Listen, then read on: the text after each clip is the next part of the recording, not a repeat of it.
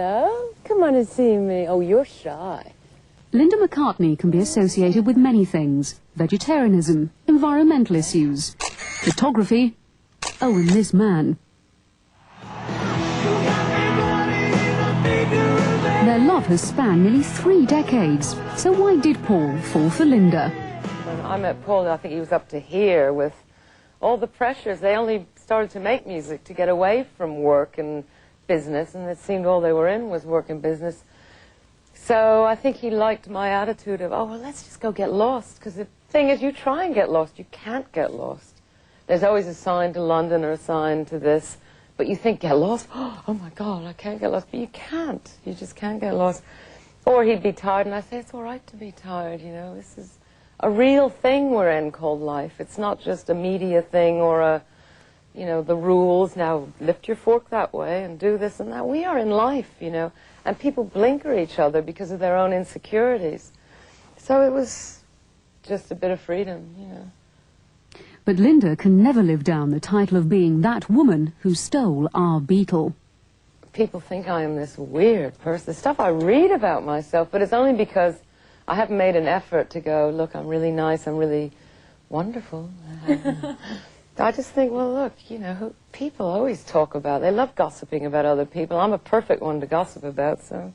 You're the woman that ran off with the man that an awful lot of other women would have liked to have run off with. You weren't going to win from the start, were you? No, but it's funny, you think, oh, it's so easy, just they run off and live happily ever after. Snow White and the Prince, Cinderella and the Prince.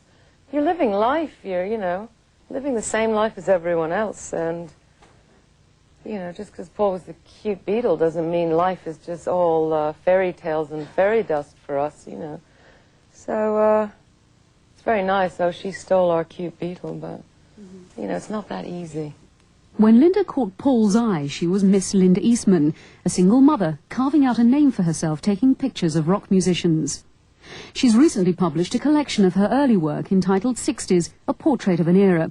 Success came easy. See, a lot of musicians were interested in photography. You'll notice the pictures of me in the book were all taken by, let's say, Eric Clapton or Jim Morrison, because they're sort of art forms, the way I did it. Now, if I'd come in, I worked for the Daily Mirror, and I have flash and stand over there and pose. But being a down-to-earth, straight-talking sort of lady, Linda soon became fed up with certain aspects of the job. Paul came along at the right time. Around the time I met Paul, I was pretty fed up with photographing the music business, quite honestly. I was trying to think, how could I make a living in photography without, because you do see all the backstabbing and everything. And then, of course, in our romance, I never thought, well, I'm actually carrying on in the music business, you know, really.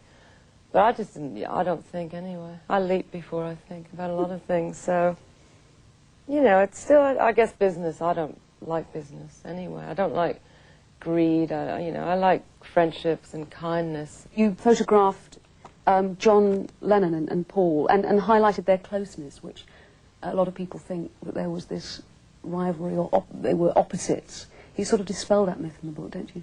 Well, they weren't opposites. They were so alike, and they, you know, I mean, the sad thing is John isn't with us anymore, and who knows what would have happened in the friendship. But, you know, it's the press. You read about history, and you know it's not what really went on in history. And that's why I'm glad I got them smiling, and I got to show people that, you know, they loved each other. They were friends way before I met Paul. They were friends and carried on being friends, and it's deeper than any of us will ever know. But, you know, it's much easier to dismiss it. How did the Beatles split affect you? It was a very sad time for Paul more than anything. You know, he loved it, and I couldn't believe it was all happening. You know, it was like odd. It's very cold to say, oh, she broke it up or he did it. But it was actually going on, you know, and I didn't realize what was going on because, quite honestly, I didn't hang around it that much. I didn't go to the sessions very often. And when I did, I just went and took pictures, and I didn't get involved. So I didn't really know what was going on. I just saw Paul going through all this, you know. So I wish I could have stopped it. It was silly. But I guess when you work together for that long, it's got to get a bit crazy. And it got crazy. So is the former Miss Eastman happy with her lot?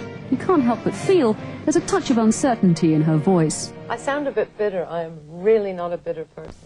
in truth, I'm not trying to prove anything.